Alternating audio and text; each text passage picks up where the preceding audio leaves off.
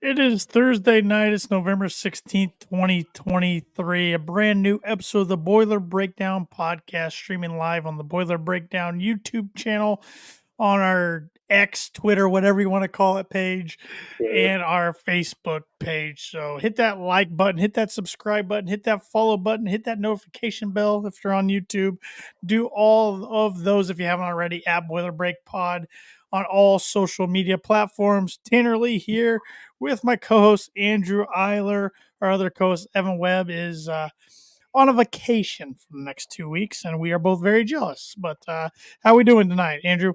I'm doing well. I wish I was in Italy like Evan, but doing all right.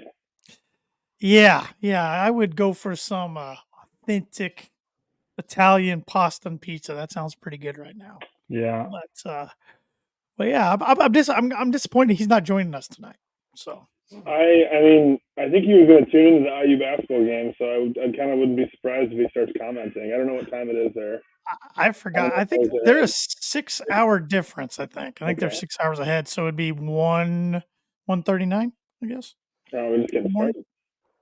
Yeah. I'm sure his sleep pattern has not adjusted yet. So I don't know. He'll be close. He's been over there. They went Saturday or Sunday. He's been over there several days. That's right? true. That's He's true. probably adjusted now. That's true.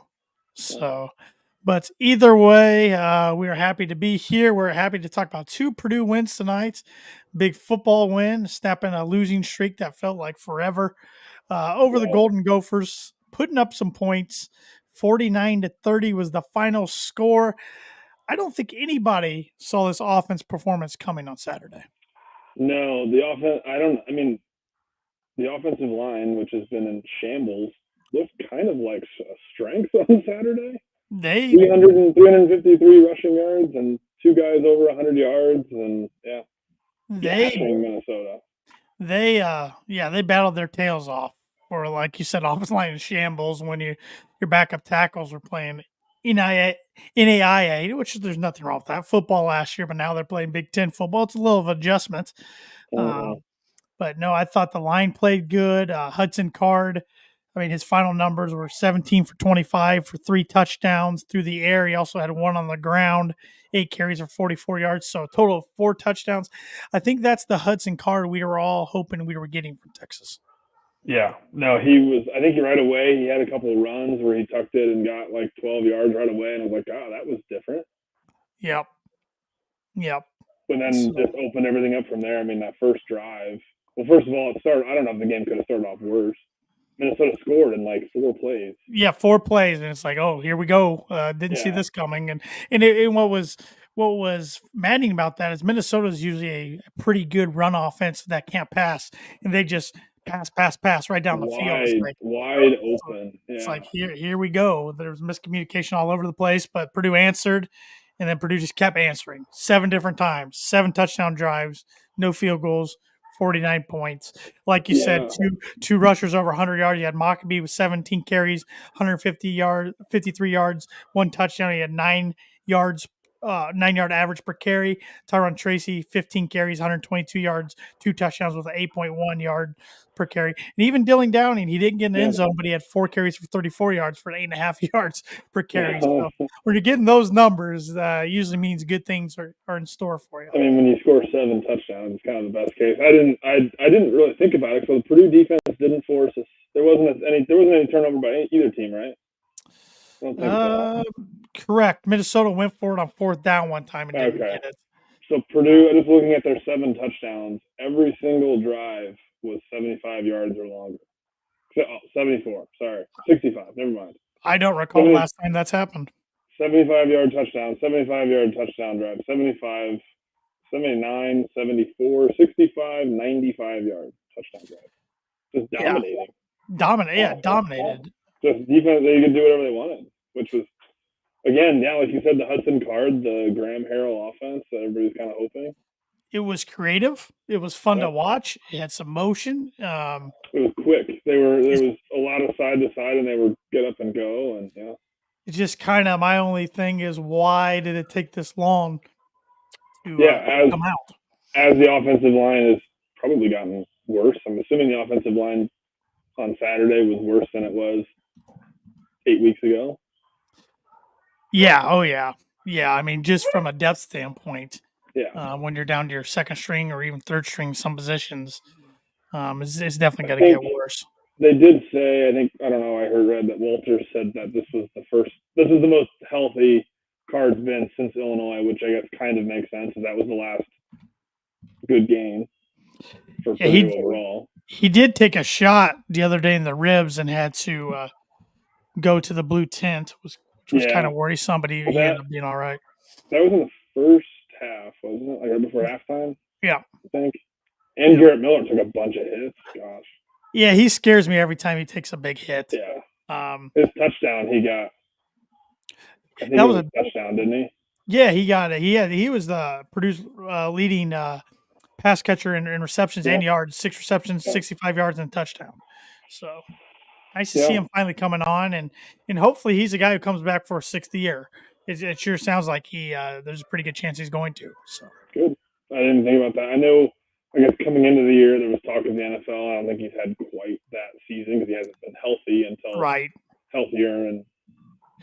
healthier each week. But and I think that's why it was kind of unfair of me and really all of us. I think we had high expectations for him coming into the year because we heard about NFL scouts were constantly asking about him, but just the fact that he sit out the first 2 weeks just showed you his knee wasn't quite ready.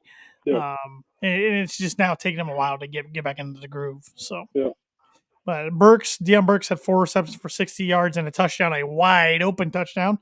But for some reason, those always make me more nervous as a fan than contested catches because they're just so wide open. I don't know. I just feel like they could easily drop. His was wide open. I thought he had who had the diving and the catch in the end zone, or was it just short? That was TJ had the great. That's what it was. TJ in the corner, which that was his only reception. 1 reception, 24 yards, and a touchdown. I thought it was Burks. And then Tracy 1 reception for 52 yards, but it was a beautiful go route out of the backfield. Then Andrew Sowinski, who we saw him get a lot of time last year under Jeff Brom, not so much this year, but he played well when his number was called. 3 receptions for 29 yards, and then Jaden Dixon-Veal, 2 receptions for 21 yards. He's kind of taken Yassine's time there because I don't think he's going to be back probably. He's been hurt, right? Yes. So now defense, no surprise here. Dylan Thieneman, leading tackler, 5 tackles, 4 assisted. He was the Big Ten Freshman of the Week for a 4th time, which is a record for a defensive player. Also ties David Bell and Rondell Moore for the most times in Purdue history. And those 2 went on to win Freshman of the Year, so I think he's got a pretty good chance. Kydron Jenkins, 5 tackles. Nick Scorton, 3 tackles and a sack. Snoozy Kane, 3 tackles. Kim Allen, 3 tackles. Stevens in Washington, 2. Yanni Karloff's 2. Just a whole bunch of guys flying around the field the other day. So even though Purdue only got home to the quarterback 1 time, I thought they hurried him quite often. Yeah. What did you think of the defense? I mean, obviously that first drive was pretty concerning, and then it seemed like Minnesota had a lot more big plays, but it was more of just if they could get them honestly to run I don't know, if Minnesota had an incompletion or like a 1-yard run on first down, they were fine. I don't know. It seemed like it was either Minnesota was getting 2 yards or they were getting 40. Right. Looking at their quarterback stats, he was 18 for 42 for 292 yards, 3 touchdowns, no interceptions. So pretty interesting stat line there. And I realized some of the attempts were in garbage time. But I thought the defense played pretty well in the second half. First half, not so much.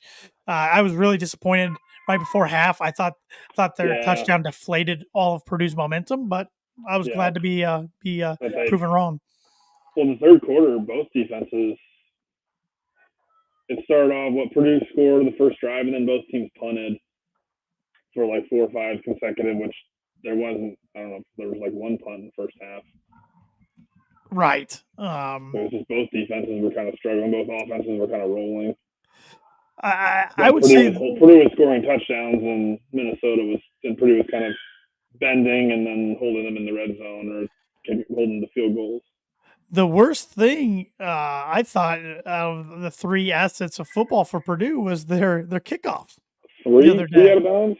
3 out of bounds. 2 by I think Freehill ended up replacing, and he kicked one out of bounds. And he kicked one out of bounds, but Crockover, who and his job is just to kick off. He kicked two out of bounds, which I guess the strategy was to kick it short into the corner.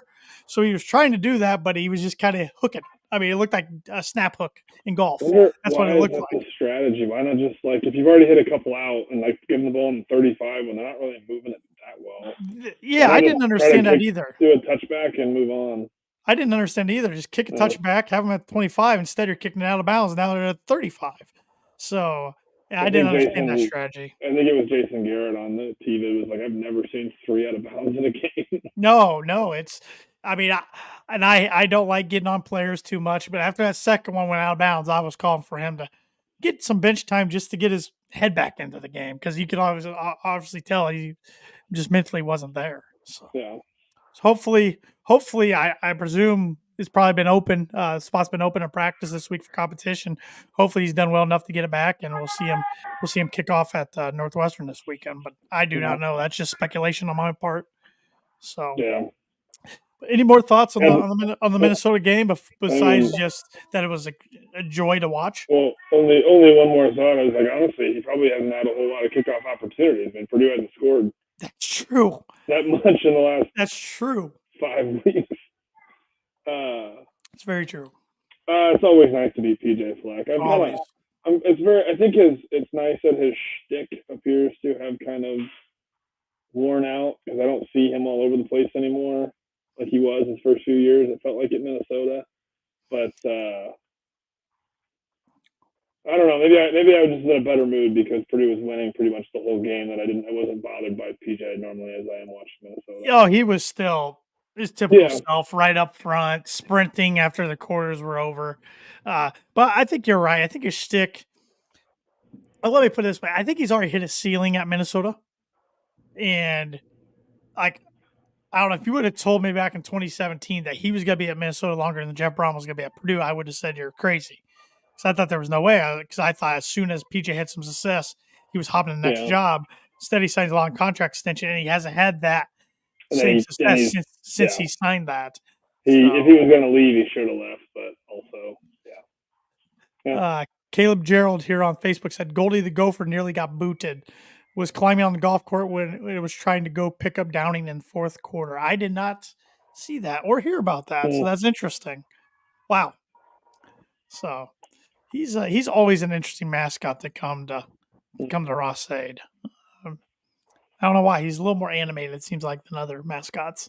But no, overall, very fun day in Ross-Ade. It was just fun to watch the offense be creative, put up 49 points. It felt like funner times. Yeah. I mean, it kind of flips the season. I mean, honestly, like you said, it was been a while since Purdue won, and the offense, how many points? Had they scored, 13 against Michigan was the most they scored in a while, it seemed like. Yeah, it was 13 against Michigan, I think 14, against Nebraska, 7 against Ohio State, and 14 against 7, Iowa. 14, 13. It was Which I will say, you look at those 4 defenses they played before Minnesota, those are 4 pretty good defenses, even Nebraska. Yeah. Nebraska's record's not good, but their defense is pretty darn good. Yeah. But so I don't know. Yeah, true. But still, it was. But still, Minnesota's at least the rush defense ranked 4th in the Big Ten coming in, so it's not like they're slouches by any means on defense. No. But no, it was fun to watch, and now Purdue makes the trip over to Evanston this weekend for their final visit to Ryan Field, which they haven't played at Ryan Field since 2019 when Aiden O'Connell got the win in his first career start there for a Jeff Brom team that went to be 4-8. So it wasn't the greatest year record-wise, but it was one of their bright spots. David Braun has the interim tag lifted off of him this week for Northwestern, deservingly so. I mean, I don't think anybody would have guessed this team was going to be 5-5, 10 games into the season. Mm-hmm. I think I had them winning 2, if not maybe 3 games. And they started off horrible, didn't they? Didn't they get horrible? Yeah. Rutgers, and then Duke, and then got whooped by Duke. Yeah, and then they barely beat somebody else at home. It was they beat Minnesota in overtime. It was Howard on October Howard, 7th. They won yeah, 33-7. Um, 23-20. 23-20, yeah, 33-7 was, or 33-27 was Maryland. But yeah, Howard, 23-20. That was 2 weeks after that Minnesota overtime win that they came away from behind. That's right. Minnesota was.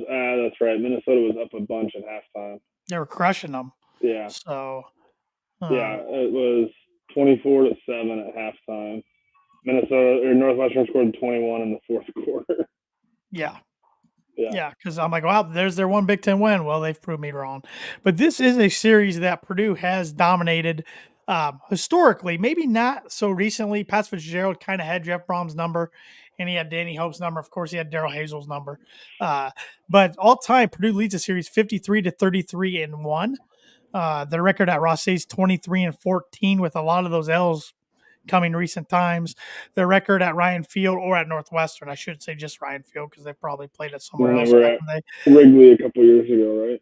Yes, yes, that's right. In 2021, I was thinking today when I heard they hadn't played at Ryan Field in 2019. I'm like, that doesn't add up. Wrigley, that's why.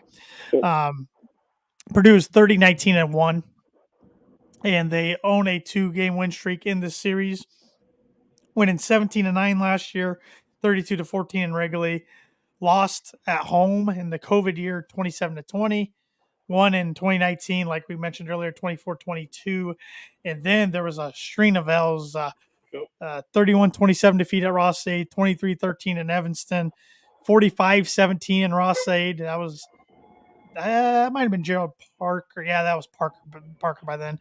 21-14 in Evanston the year before that, 38-14 West Lafayette. So Purdue went from 2014 clear till 2019 without beating Northwestern.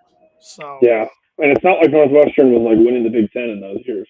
No, and even they before had before years. 2014, they didn't play him for 4 years. That was 2010. Purdue won 20-17. But a lot of times you look at these scores over the past decade, the games have been pretty tight. And it looks like that's what Vegas thinks it's going to be this weekend as well. I was surprised when I checked the line yesterday that Purdue's up to a 3-point favorite on the road when Northwestern was a 1.5 favorite on Monday. Yeah. It's still at 3. And I think it had gone. I think it flipped to Purdue as a 1-point favorite, and then I think it went back to Northwestern favored by 1. And yeah, and then you texted that last night that now Purdue. No idea. Maybe people are just they're buying into the Graham Harrell Hudson Card resurgence. Yeah, and that's the big question mark. Can that repeat itself this week? Yeah. I mean, the defense has been solid. Yeah, I think the defense has improved. Yeah, this year. I mean, there's still the bust in the secondary. I mean, as that was clear, there were injuries there too, but then also with Walters going out and getting anyone he could, it seemed like a corner that he clearly wanted to upgrade that position. And but I mean, the defensive line has been solid and good, and if the offense can score 20, then they should be pretty decent. What was encouraging to me on Saturday was how hard everybody was playing, because that was my concern going on Saturday. I'm like, okay, Purdue can't make a bowl now. What do they have to play for? Where is the team's mindset going to be? You can tell they're still bought into what the staff's preaching and teaching because it was not lack of effort Saturday by any means. It was reverse, if anything. What maybe I didn't, maybe I missed it. What's the deal with the Chucky doll? Well, I asked. I posted on Knucklehead Central this week. I asked anybody, what is Derek Rogers doing with this Chucky doll? Because he ran out against Ohio State with it and then ran out the other day. And everybody was kind of jokingly giving me responses. But then I think it was Tom Diener, if not him, somebody else asked Ryan Walters about the Chucky doll on Monday. And Walters said Chucky has been put to rest. He said he didn't even notice it until we were about ready to run out of the tunnel. He said if he did to the doll what he wanted to do, it would have caused a distraction.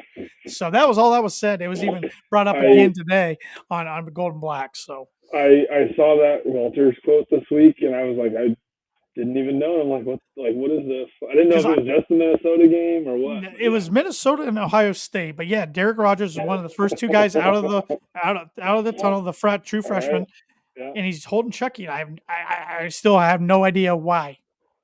Okay. I didn't know So, if there was something I missed. I don't know. nope, I saw that. nope, I saw that Walters quote, and yep, I think on Golden Black had a picture of him holding yep, it, and I was like, all right, whatever. yep. So it might be one of those Purdue football mysteries we never figure out. I don't know. So, Mm. but looking at Northwestern, Ben Bryant is their quarterback. I mean, they've played two quarterbacks, but he's their main guy. 113 completions on 187 attempts for 1,121 yards, 8 touchdowns, 3 interceptions. He has been sacked 16 times. Their backup, Brendan Sullivan's 63 completions, 99 attempts for 714 yards, 6 touchdowns, only 2 picks, but he's been sacked 24 times. It looks like he is the rusher of the two, though. He has 75 rushes for 160 yards and 2 touchdowns. Their leading rushers, Cam Porter, running back, 123 carries, 454 yards, 2 touchdowns. Northwestern's only ran for 9 touchdowns as a team. Receiving wise, doesn't look like they use their tight ends too much. Bryce Kurtz is their leading guy in yardage with 526 yards on 36 receptions, 4 touchdowns. Cam Johnson leads their team in receptions with 40 for 472 yards and 3 touchdowns. On defense, it looks like they have 20 sacks on the year. And interceptions, they have 7 interceptions on the year. No defensive touchdowns. They have forced 8 fumbles and recovered 4 of them. So not the highest turnover prone defense we've seen. But yeah, reading the Golden Black's like preview of it, and just I honestly have not watched a second of a Northwestern I haven't watched game. much. I'm not sure how they're 5-5. Doesn't sound like they're really like we talked about the last 4 or 5 games before this, where like, yeah, Iowa's offense garbage, but their defense is great. Special teams, like they're fun, all that, and like same thing like Nebraska even. Yeah, it didn't sound like either quarterback is all that well. They're not running the ball that well. Neither quarterback, I think you said one of them was a little bit more of a rusher, but their backup Sullivan. Didn't seem like either of them are like really a running quarterback. Which hurt Purdue earlier on in the season. They really haven't had that much recently, fortunately. But true, that's one thing that Purdue has got better at. It's also the Big Ten West, which that's any like super mobile quarterbacks or really aren't any super good offenses in the West either. No. Northwestern made me raise my eyebrows last week going up to Camp Randall and beating Wisconsin like they did. And I know it's kind of a depleted Wisconsin team right now, but still, I thought Wisconsin would come out angry after losing that Indiana and Northwestern punched them in the face. Maybe Wisconsin's bad. It's one of those things that makes me mad. I wish we could play Wisconsin now or a few weeks ago instead of in September. It's kind of one of those things where Gene Katie used to preach. Sometimes it's not who you play, but when you play them. Yeah. So, because that's what's frustrating to me. I got in an argument with a Purdue friend the other day, and this was before the Minnesota game. But I look at Purdue's team, and I think they're better than their record. I think they're better than 3-7. But I just aren't there. I don't know. I mean, I would agree, but I mean, how much of that is because of all the hype before Hudson Card before the season? Because that was honestly, I think, where like the optimism was. Like we knew that there were tons of transfers and new, and obviously a super young coaching staff coming in, and Brom offensive line was new, like a weakness as it always is. But it seemed like there was talent just because of like Devin Mockabee had a great kind of freshman year out of nowhere. Hudson Card was getting all these rave reviews, and then you have all these wide receivers that really hadn't done much, but were highly regarded and talented clearly, and it was just maybe they needed an opportunity, and then Graham Harrell, and I don't know. I think some of that, I think there was a little bit too much optimism coming into the year, but yeah, I think a lot of it, even though you said you hit the nail on the head, a lot of it new, but a lot of people just see Big Ten West champs and think as a reigning Big Ten West champs, you need to do better. Had Aiden O'Connell is starting NFL quarterback right now. Yeah, and Charlie Jones, who's an NFL wide receiver, and Payne Durham, who's an NFL tight end, and even Jalen Graham and Corey Trice, who are NFL defensive backs. So yeah, you lose 5 guys out of your 22 to the NFL for Purdue. That's kind of unheard of the last decade or so. So Yeah. But do you have a spicy bold prediction for Saturday's game at Northwestern? I don't know. My Nick Scorton's defensive touchdown last week didn't work out. I like it He though. didn't even sack though. Yeah, I don't know. Purdue's gonna have they had multiple interceptions in that game? I don't know. We're gonna say Dylan Thieneman's gonna have a pick. He hasn't had a pick in a while. He hasn't had a pick in a while. He had Maybe he has so many at the pick. start of the year. We're gonna call it defensive touchdown again. I like that. I like that. I like that. Do you we need think the Brian Ferentz offense? Do you think Purdue plays another clean game of turnover-free ball, or do you think there's 1 or 2 thrown in there? I hope they do, but I don't know. I would say they won't. I would say chances are they at least fumble or throw a pick somewhere. Which I guess TJ Sheffield apparently, I think he did fumble one out of bounds. I just was looking and it said fumble but not lost. They must have fumbled one out of bounds. All I know is Maccabee was holding on to the ball with 2 arms all day long, really tight. I don't know. What game was that? I think I was traveling. I remember looking at the box score. I was like, Maccabee's fumbled 5. Syracuse. Yeah. Yeah, the team we fumbled 6 times as a team. Yeah. He and Hudson had trouble that night. Yeah. Which that one is one of the frustrating ones looking back on it because Syracuse, since that game, has not played well. And that was more of Purdue beating Purdue than Syracuse beating Purdue. But even still, Purdue hasn't played a team that's below 500 yet. No, they haven't. They haven't. Until IU next week. Until IU, right. Or who is playing better? Who is playing better? So when Purdue wins Saturday, Northwestern's 5-6. Does that mean now they have played a team that's under 500? They weren't when they played them. I don't know. That's how I take it. They weren't when they played them, but yeah. I don't know. But I think it was looking at their schedule. Nobody is under 500 on their schedule. No. Right. No, yeah, because even Virginia Tech's 500 now. Yeah, even Virginia Tech. My spicy bold prediction for Saturday. I think Hudson throws another hat trick of touchdowns, 3 touchdowns Saturday. So that'd be nice to finish strong and then go into the bucket game with another. I mean, if Purdue can score 7 touchdowns again, they'd be feeling pretty good end of the season. Yeah.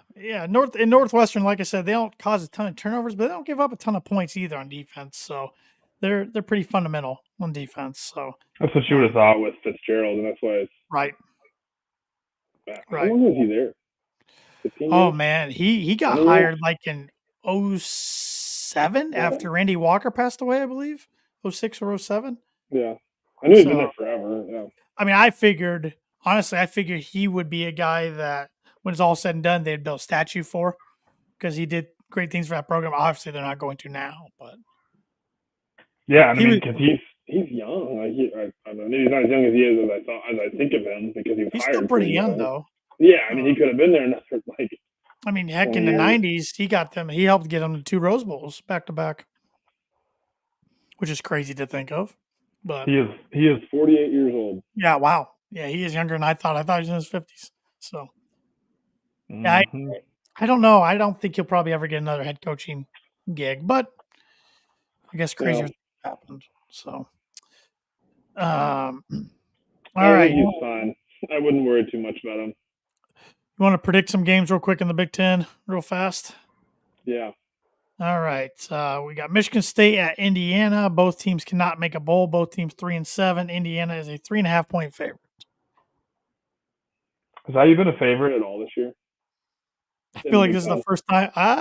This is first time in the Big Ten, I think. I'm not picking IU, even though Michigan State's bad. I can't pick IU. What do you think? Do you want IU to win so that they come in and it's not that the game means anything because neither team's bowl eligible, but still? Oh, I'd rather them just lose. I do think they will win, though. I think they will beat Michigan State. They have been playing better the last few weeks. They've been slinging the rock around a little bit. Yeah. Number 3, Michigan at Maryland, who is bowl eligible at 6-4. Michigan is a 19-point favorite. Jim Harbaugh has accepted his suspension. Oh my gosh! Will there be more tears on the Michigan sideline? It's just a joke. Stupid. I think Michigan covers that. Yeah, I do too. Yeah. I do too. Rutgers, who is also bowl eligible, 6-4 at 8-2. Penn State, who is 20.5-point favorites. I think Penn State rolls, but it's not a big game, so that's why I think they'll roll. Yeah. Do you think they cover that? I think Rutgers can cover that though. Yeah, that's what I was saying. I don't think Penn State wins by 3 touchdowns. Maybe 17. That's still rolling. I think. Yeah, I agree. I just don't think it's. Illinois 5-5, looking to become bowl eligible. They travel up to Iowa City to take on the 8-2 Iowa Hawkeyes, who are 3-point favorites. If Iowa wins, they win the West outright. I think Iowa, but I think it's. How is this game 31.5 over under? They did score 22 last week. Woo. I think Iowa wins. I mean, it's just frustrating, but I give credit where credit's due. All they do is win. Yeah, had an incredibly boring style, and I think they win like 12-9. Oh yeah, it's going to be low scoring. 5-5 Minnesota at 10-0. Number 2 Ohio State, who's a 27.5-point favorite. I think Ohio State wins and covers. Yeah. I think they want to make a statement. With how easily Purdue moved the ball against Minnesota, I mean, you throw Marvin Harrison Jr. in there. Yeah. In the night game, a big one on NBC because both teams are 5-5 fighting for their bowl lives. Nebraska at Wisconsin. Wisconsin's a 5.5-point favorite. I think Nebraska wins. I'd take Nebraska money line there, I think. I'll take Wisconsin, but nothing would shock me in this one. They're pretty. Nebraska got a better defense. I just keep waiting for Wisconsin to wake up, but I don't know what's going to happen. I think Wisconsin, I don't know. I think they're not very good. They're like the Packers. They're just boring. They're not good. Yeah, Tanner Mordecai's back too, and Allen was in their backfield, but he only got 3 carries, Braylon Allen. So something's going on there. Top 25 matchups. We'll only do a couple of these because the slate is so weak. Because the SEC plays cupcakes this week. Number 10 Louisville, 9-1 at 6-4 Miami. Miami's a 1-point favorite.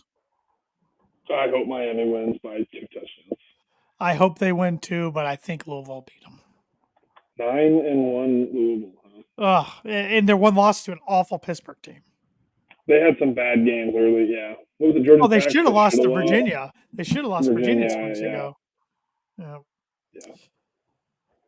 Number 22 Utah at number 17 Arizona. Arizona, one of the pleasant surprises in college football. Arizona is a 1-point favorite. I don't think you've ever picked against the Utes, Tanner. I'm not sure if you have. And I'm not picking against them this week. I didn't think so. I don't know why I like them, but every time I watch them, I'm like, I like this team. Yeah. Let's see. Any other good games? Here's a go. Georgia, Tennessee. And how about Georgia, Tennessee. There it is. Number 1, Georgia at number 18, Tennessee. Georgia's a 10-point favorite on the road in Knoxville. I think Georgia rolls. Yeah, I do too. Number 20, North Carolina at 6-4 Clemson, but Clemson's a 1.5-touchdown favorite. Wow. Yeah, kind of surprising there. At home. I mean, are they just inflating that Notre Dame win from a couple weeks ago for Clemson? I guess so. I'll take Clemson, but UNC covers. Sure. And we'll do 3 more here. Kansas State, number 21 at 25 ranked Kansas. Both teams 7-3. Kansas State's a 9.5-point favorite on the road.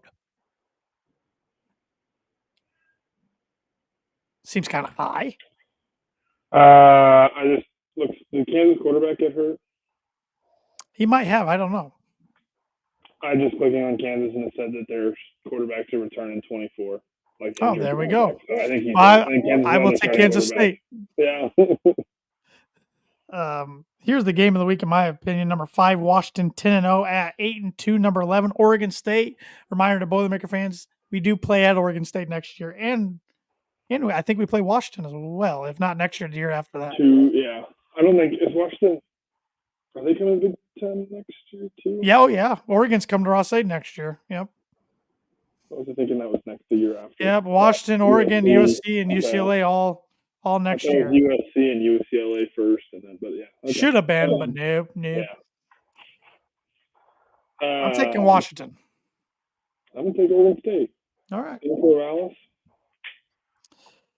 And last 5-5 Florida, which I gotta think. What's his name down there? Why am I blanking on his name? Yep. Oh, Napier. I think Napier's might be on the hot seat already in year 2 down there in Gainesville.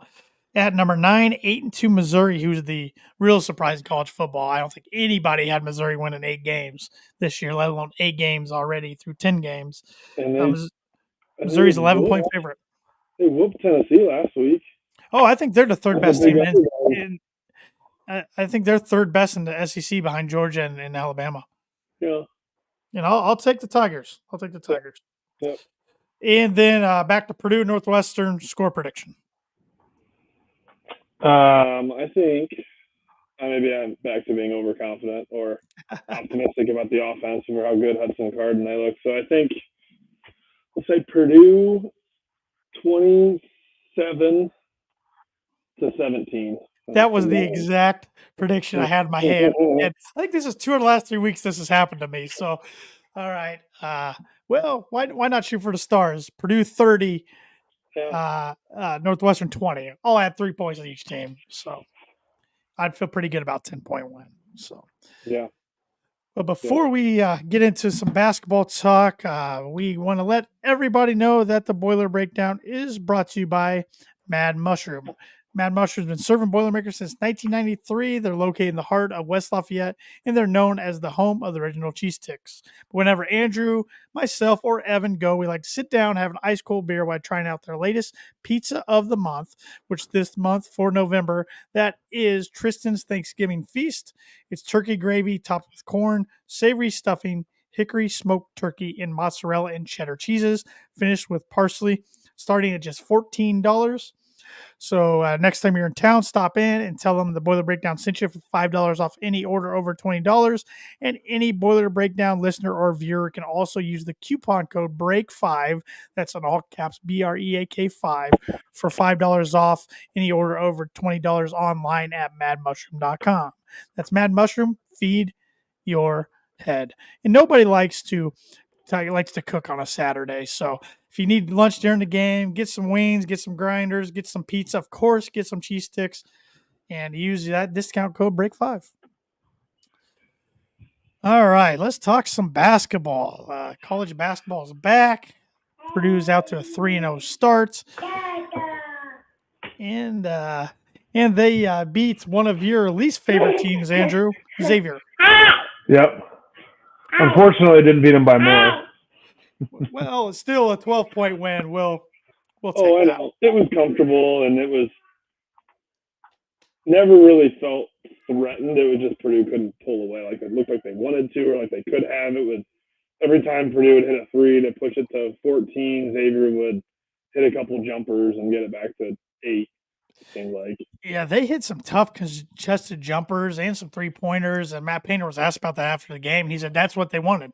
They wanted to give them those tough jumpers or even floaters. And unfortunately, sometimes good players make good plays. Xavier shot 30 for 67 for the field for 44.8%. Purdue was 29 for 57 for 50.9%. So once again, Purdue shot the ball pretty well. Purdue was 7 for 15 from behind the arc for 46.7%. Xavier was only 7 for 25 for 28%. Xavier only shot 6 free throws, made 4 of them. Purdue shot 21 and made 18 of them. That was a very nice sight to see. Purdue out-rebounded Xavier 38-32. Purdue had 19 assists to Xavier's 15, 6 blocks to Xavier's 2. Xavier did have more steals than Purdue did, 8-4. Purdue had one more turnover than Xavier did, 11-10, but still 11's not too bad. And then fouls, Xavier had 17, Purdue had 11. As far as individuals go, Zach Edey, if you can call this quiet, he had a quiet night of 28 points and 11 rebounds. Yep. I know. I thought the same thing. It was that quiet. Yeah. And I think we think it's quiet because he missed some bunnies, too, that he normally makes. So he could have had 35, 36 points. Can't remember if I'm thinking of the Xavier game or the Morehead State game. Probably was Xavier. But, where early on Purdue struggled, it seemed like, with some of the short ones. And Edie missed some that he normally makes, were good looks that were in and out, and was a little slower start as when I say slow start, it probably was the first like 2.5 minutes. Lance Jones, 8 points, 5 assists. I can't believe how quick he is. He's a lot faster than I thought he was going to be for how he's built. Big, yeah. Yeah, he's a big guy. Thick. Yeah. Fletcher Lawyer, 11 points, 3 assists, 4 rebounds. Trey Kaufman-Renn, only 1 point, 3 rebounds. He kind of struggled at times. Braden Smith, another great game. He's off to a great start. 12 points, 7 assists, 5 rebounds. Is he going to have a triple-double this year? I think he's going to sometime. I mean, that's the second game where he's gotten, I don't know, like 10, 7, and 6 is like close, but it's closer than anybody else will get. Yeah. And he had one earlier that was, didn't he have like 12, 8, and 8 against like Moorhead? He was the first. I think he had double-digit assists against Sanford and Moorhead because I think he was the first Purdue point guard to have back-to-back double-doubles with assists since Lewis Jackson. Oh. So, Caleb Furst, 5 points, 2 assists, 4 rebounds. Nice to see him knock down a 3. Camden Heide, 4 points, 1 rebound, but he finished off a nice alley-oop from Miles Colvin. Speaking of Miles Colvin, 9 points, 3 for 3 for 3-point range. That was pleasant to see off the bench. And his 3 before halftime was probably the biggest point in the game, I think, because that pushed it from 5 to 8 or 4 to 7 or something at halftime after Xavier had kind of gone on a little bit of a run to cut it and get some momentum, and then that 3 was kind of a dagger. It felt, I don't know, a dagger, but just kind of definitely flipped it back to Purdue a little bit to where he didn't feel terrible about being 8 at halftime. Yeah, he brings the juice off the bench. He's looking to score, looking to shoot, looking to score, and I like that. Purdue hasn't had that off the bench in a while. Also, Mason Gillis, 2 points, 2 rebounds. Ethan Morton, 3 points, 1 assist, 1 rebound, but his 3 was a big one. Braden Smith did a good job driving, kicking it out to him, and he that plays out loud. That's a early positive, I'd say, because that's the second. He missed so many open threes, it seemed like last year, like wide open threes, especially toward the end of the season, that people weren't even guarding him, and he's hit a couple now, just absolutely wide open, and he's hit that are through 3 games. So that's a good sign, I think. Absolutely. I mean, like that 2 years ago, I mean, he was like a mid to high 30% 3-point shooter, wasn't he? On like pretty low volume, but still.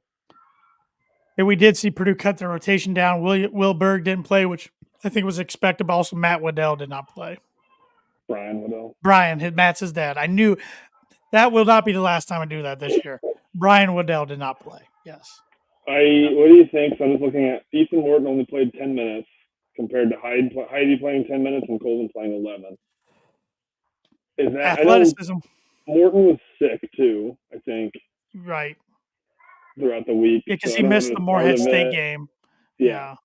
So he's sick, maybe that, but also you're right. That's what I mean. Like Colvin and Heidi, they're so much more athletic than anybody else on the team, basically.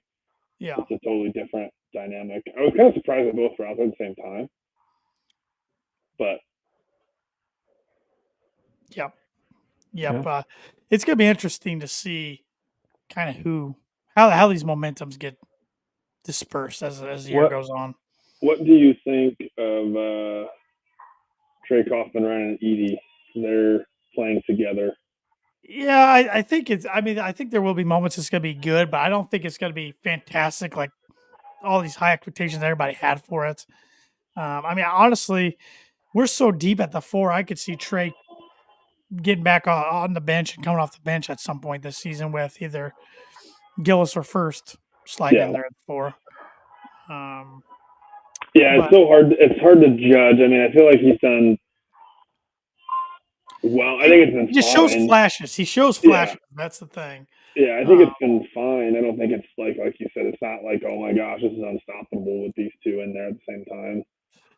It's more unstoppable with Edie and Braden Smith, but. Right. Well, Purdue might need him going out to Maui. Purdue's in the Maui Invitational. It starts on Monday. It's a gauntlet this year. The field consists of Chaminade, Gonzaga, number 1 Kansas, number 4 Marquette, Purdue, Syracuse, Tennessee who's in the top 10, and also UCLA. So Syracuse and UCLA aren't ranked, but they're no slouches by any means. And Purdue plays Gonzaga game 1 at 5 p.m. on Monday. That's on ESPN2. If they win, they will then play the win or lose. They'll play the winner or loser of Tennessee Syracuse. If they win, they'll play Tuesday night at 8 p.m. on ESPN. If they lose, they play at 3 p.m. Or they play at they will play at 2:30 p.m. Tuesday. Yes, Tuesday. I've got some work I need to get done, so they should win. They Yes, should beat 2:30 Gonzaga. because it has the Hawaiian time and the Eastern time. So they would play 2:30 if they lose. They'll play at 8 p.m. if they win. 2:30 Eastern. Yes, So is that like that's if they 11, that's if they lose. If they lose, it's what 2:30. time is that It'd in be Hawaii? 9:30. 9:30. a.m. Yeah. Yep. Yep. Yeah, that's the earliest game that day. Yeah. And if Purdue makes the championship, that'll be on Wednesday at 5 p.m. Eastern time. Is the championship game. So That'd be a big statement to go out there. I think if you're Purdue, I mean, of course you want to win, but your goal is to come home with no less than 2 wins. You got to win on Monday. Yeah, that guarantees you another really good opponent. Yep. Because you don't want to play Syracuse. Yeah, and Syracuse. Who's it? Syracuse or Tennessee's second game? Yeah. So either way, they're going to play a good opponent, even if they win or lose. So my hope is Purdue wins, of course, beats Gonzaga, and I hope Syracuse beats Tennessee. Not because I know Tennessee would be better for the numbers, but I'm so sick of playing them in things that I've never seen us play Syracuse in basketball. I don't know if we have since the 1980 Final Four. So I like seeing Purdue play different programs. Of course, the dream scenario would be number 2 Purdue against number 1 Kansas in the championship game, with all college basketball eyes on that game. That'd be pretty cool. Yeah, but like I said, go 2-1, get 2 good wins, or at least go 2-1, get 2 good wins. Ideally 3-0. But it's a gauntlet. I mean, three days, 3 straight games. This is when Purdue turned it on last year. I mean, so I'd say so far, for the 3 games, I guess outside of Samford, which is kind of expected. Even against Morehead State, I don't think they looked. They were pretty sloppy at times in Morehead. Yeah, it's not like they've, which is fine. They don't need to peak on October 15th or November 15th, but right. I don't know. It's gonna seem like that they haven't hit. They're not firing all cylinders yet, or haven't had those moments very, very often. And this would be a good time, I guess, on Gonzaga. But sure, I guess I'd rather raise your level. Raise your level against top competition. So, which is what they did last year. They came out of nowhere and blew Gonzaga out and blew Duke out. And well, and beat a good West Virginia, or not a good West Virginia. They didn't end up being good, but at the time they were supposed to be good West Virginia team. So Purdue. They beat Marquette before that too, didn't they? Yes, they came back in the GAVA games. They were down and then made a run with 10 minutes left in the second half. So Purdue has not lost, knock on wood, a non-conference game since 2021. So got to go back 2021 when they lost one, or the 20. No, the let's see here, 21. 20, no, it would have been the 2020-2021 season, right? The COVID season. I think I heard 2 years. I think they were undefeated last year. Yeah, so that would have been 2 years. Yeah. Yep. Okay, I got it. Yep. So that would have been the COVID season, and that they lost some non-conference games. So So since fans were allowed to be back to games, they haven't lost non-conference games. So that's pretty impressive. So, but feeling good about it. I always like these non-conference tournaments. They're always a good test, and Maui's always one of the biggest, if not the biggest one out there. So we'll see what the Boilers can do. It'll be fun. Yes, it will. And as we wrap things up, I want to let everybody know our other sponsor who makes this podcast possible, and that is The Shop. The shop has been making shirts since 2011. They've been bringing you vintage inspired sports, collegiate, and pop culture apparel made from high quality materials based in Indianapolis, Indiana. Their dedicated team is here to serve you at their retail locations and their headquarters. Their retail locations are in Carmel and Broad Ripple. And if you use the discount code breakdown, you get 25% off your order. Andrew's used it. He's got some clothes from some apparel from the shop. I do as well. I got the hat on I got from the shop. So even if you're not a Purdue fan, even if you're a fan of a different college, say Butler, like Andrew and his wife were Butler grads, Ball State, Indiana, DePaul, Wabash. The Indy 500 stuff is really cool. The Colt stuff is really cool. Yep. The Pacers stuff is really cool. Yep. So they got a lot, like they said, a lot of cool pop culture stuff around Indiana too. Deer Creek shirts, things like that. So if you haven't, check them out. It makes the perfect Christmas gift for the sports fan or the sports friend in your family. Anything else, Andrew, as we wrap up tonight's podcast? Nope. I think we're covered. Hopefully a good weekend for Purdue. Yeah, let's boiler up, hammer down. Let's see if I can do this. Beat the Wildcats, beat the Bulldogs, beat the Orange or Volunteers, and then beat either the Golden Eagles, Bruins, Jayhawks, or whatever Chaminade is if they somehow make the most miraculous run in college basketball history and make the championship. Has Chaminade won? Have they won a game? How many games have they won? No, I don't. In the Maui because they host. So they 1 year they beat number 1 Virginia back in the 80s in the Maui Invitational, but it didn't count against Virginia because I don't know if it still doesn't. But back then, yeah, it was pretty much like a scrimmage. It didn't go against your record. So, but yes, they did beat Virginia and Ralph Sampson 1 year. So, yep. So, but let's not fall victim to that, and let's take care of business and come back with the championship.